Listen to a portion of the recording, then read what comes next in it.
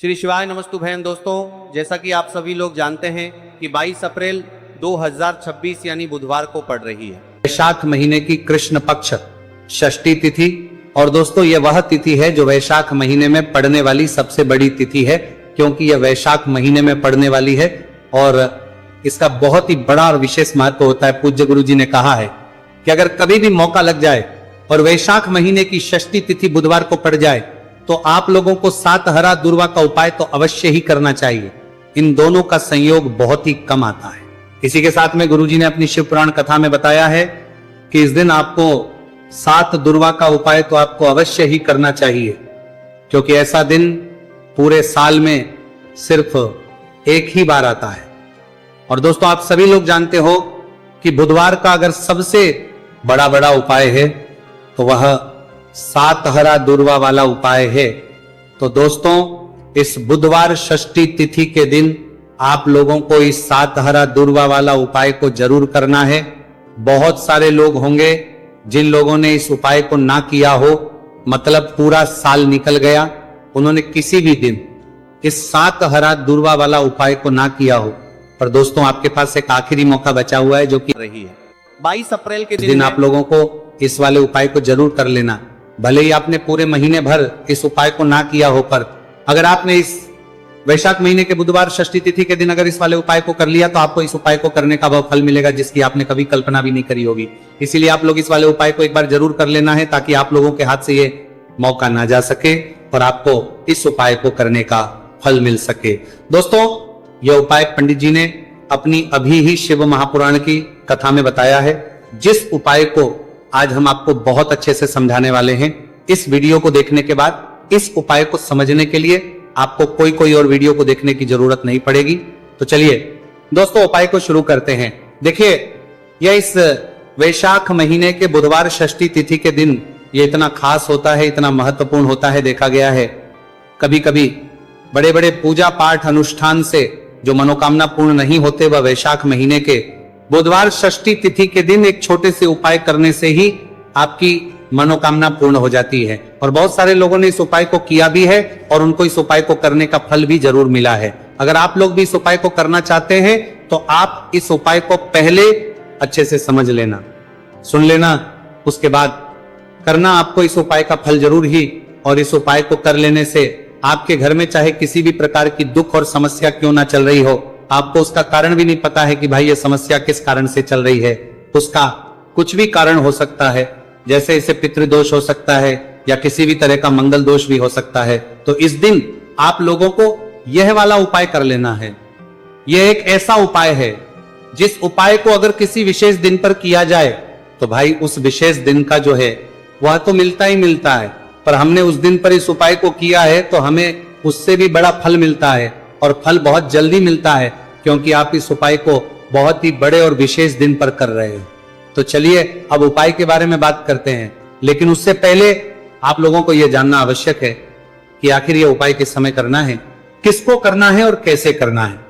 तो चलिए हम आगे आपको वीडियो में एक एक करके बता देते हैं। उससे पहले अगर आप लोग हमारे चैनल पर पहली बार हैं तो हमारे चैनल को सब्सक्राइब करना ना भूलें।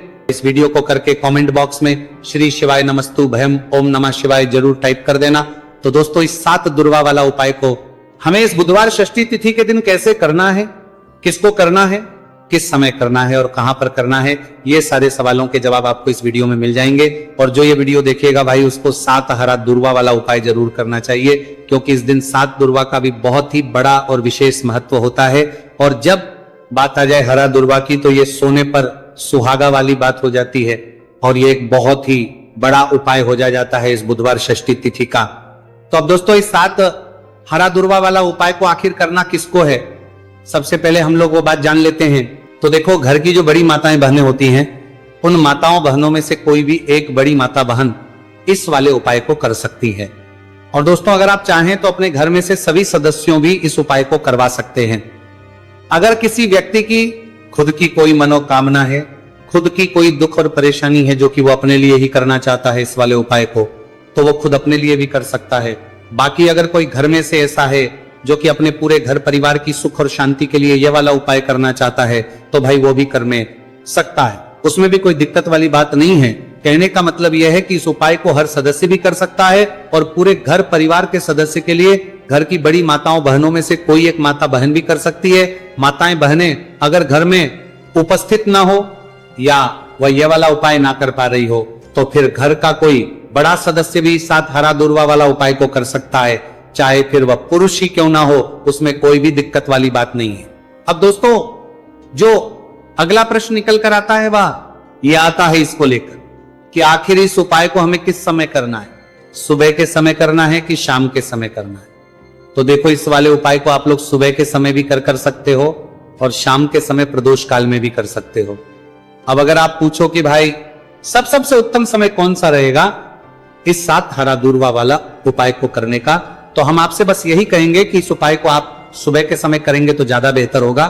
बाकी अगर प्रदोष काल के समय भी करेंगे तो भी अच्छा होगा, उसमें कोई भी दिक्कत वाली बात नहीं है। तो अब दोस्तों जो अगली सबसे बड़ी और महत्वपूर्ण बात आती है वह यह आती है कि सुबह अगर हम उपाय को करेंगे तो हमें कितने बजे से लेकर कितने बजे तक के बीच में करना है, और शाम के समय प्रदोष काल में करेंगे तो हमें कितने बजे से लेकर कितने बजे तक के बीच में लेकर कितने बजे से लेकर कितने बजे तक के बीच में बजे के बीच में करना है। तो देखो सुबह जितनी जल्दी हो सके आप उपाय को करने की कोशिश करना। बाकी अगर कारणवश लेट भी हो जाओ, थोड़ी देर भी हो जाए तो 10 या 11 बजे तक भी आप उपाय कर लेना, पर 12 बजे से ज्यादा देरी ना हो, ठीक है, इस बात का ध्यान रखना।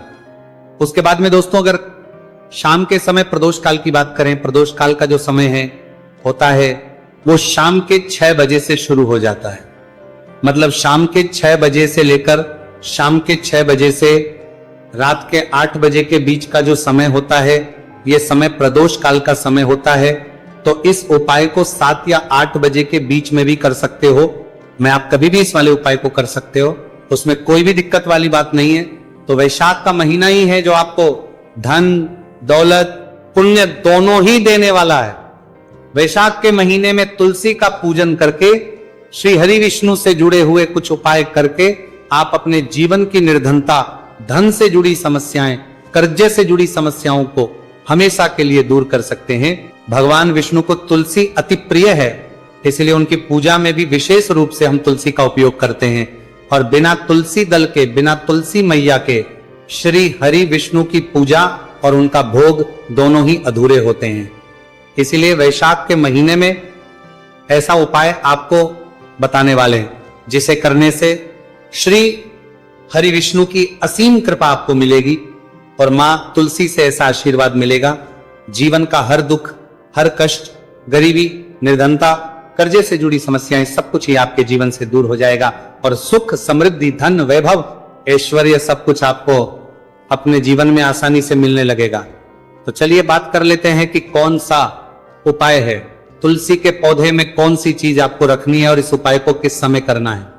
देखिए सबसे पहले तो आपको बता दें कि अगर आपके घर में तुलसी का पौधा नहीं है तो वैशाख के महीने में एक तुलसी का पौधा अपने घर में लाकर जरूर लगाए, क्योंकि वैशाख के महीने में जो लोग अपने घर में तुलसी जी का पौधा लाकर लगाते हैं, माँ तुलसी का पूजन करते हैं, कभी भी माँ तुलसी उनके घर में निर्धनता नहीं रोकने देती है। हमेशा उनके घर में धन की वृद्धि होती है, धन की वर्षा होती है। तो जरूर से तुलसी का पौधा आप वैशाख के महीने में अपने घर जरूर लेकर आए और अच्छे से आपको माँ तुलसी का पूजन करना है, माँ तुलसी के पौधे की देखभाल करनी है। और वो कौन चीज है जो आपको तुलसी के पौधे में वैशाख के महीने बुधवार षष्ठी तिथि में रखना है, और कैसे यह चीज रखते ही रातों रात आपके जीवन में चमत्कार होगा और आपके भाग्य का भी आपको साथ मिलेगा। तो देखिए इस वीडियो में जितने भी उपाय हम आपको बताएंगे सभी उपाय सरल है। देखो गुरुजी ने कहा है कि बुधवार के दिन आपको 7 हरा दूर्वा वाला उपाय तो अवश्य ही करना चाहिए। वीडियो के अंतिम में आपको उपाय बताया है, आपको करना है।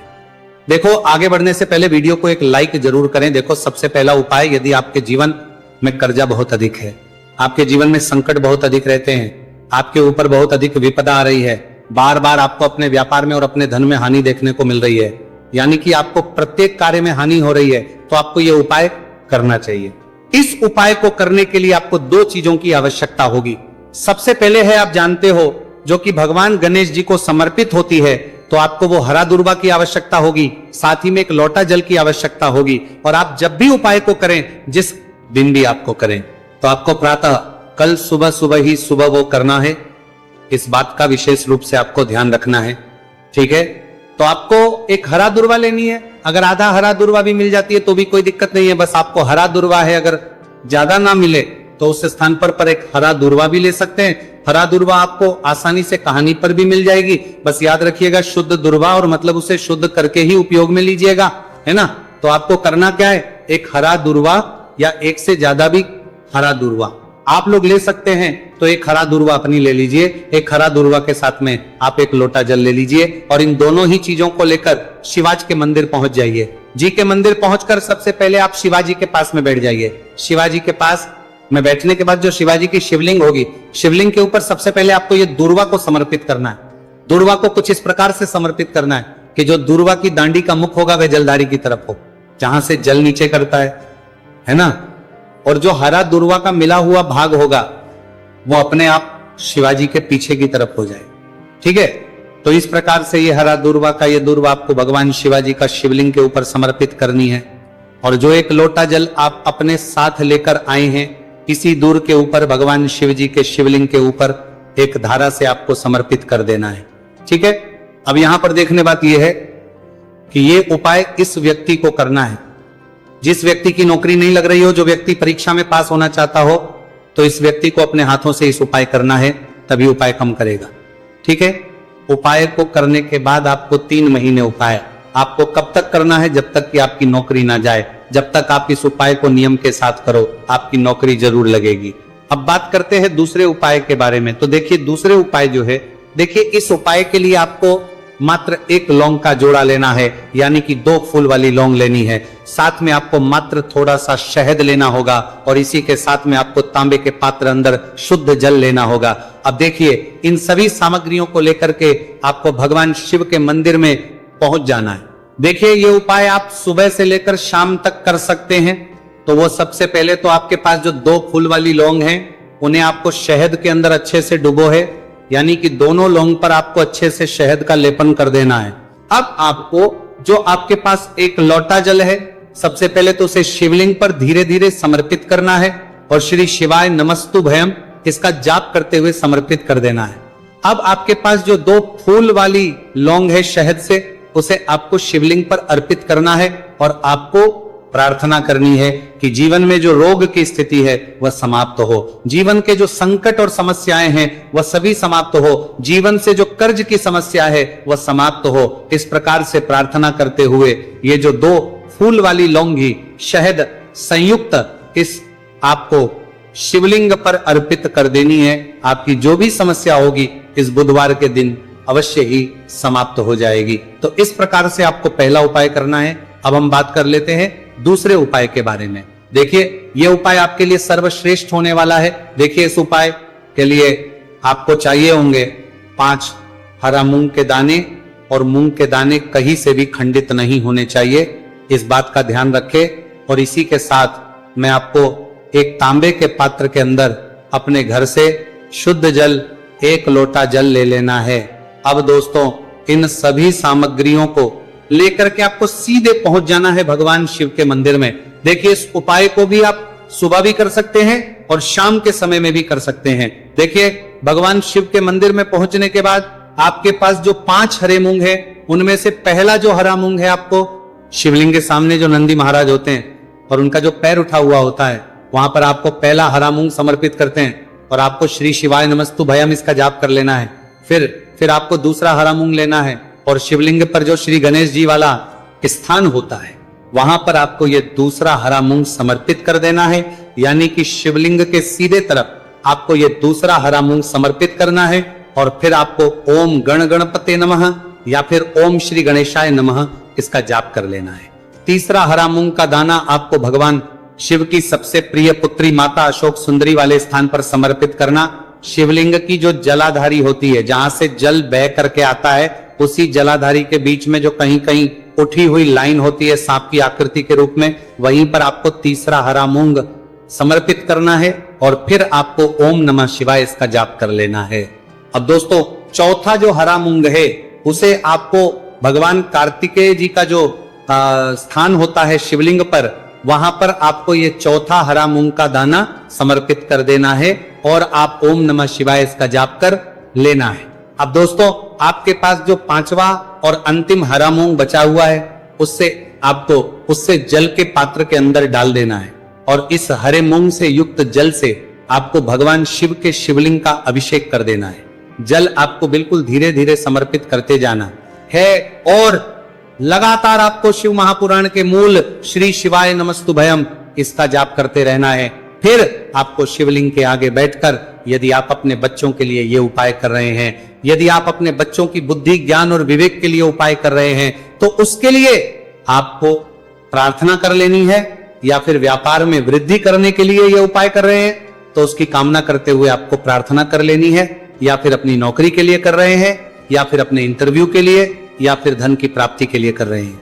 जिस भी कामना के लिए आप उपाय कर रहे हैं उसे परिपूर्ण करने के आपको महादेव से प्रार्थना कर लेनी है और फिर आपको वापस अपने घर आ जाना है। पूज्य गुरु जी ने कहा है कि जो भी व्यक्ति इस उपाय को कर लेता है तो यकीन मानिए आपके जीवन की जो सारे संकट, कष्ट और बाधाएं ही वह सभी समाप्त होंगे। अब हम बात करते हैं अगले उपाय की। इस उपाय के लिए आपको एक दीपक लेना है। दीपक आप मिट्टी का भी ले सकते हैं और शुद्ध आटा मढ़कर उसका दीपक भी आप तैयार कर सकते हैं। अंदर गोल बाती का प्रयोग करना है और दीपक के अंदर आपको शुद्ध घी का प्रयोग करना है। इसी के साथ में आपको मात्र एक फूल वाली लौंग लेनी होगी।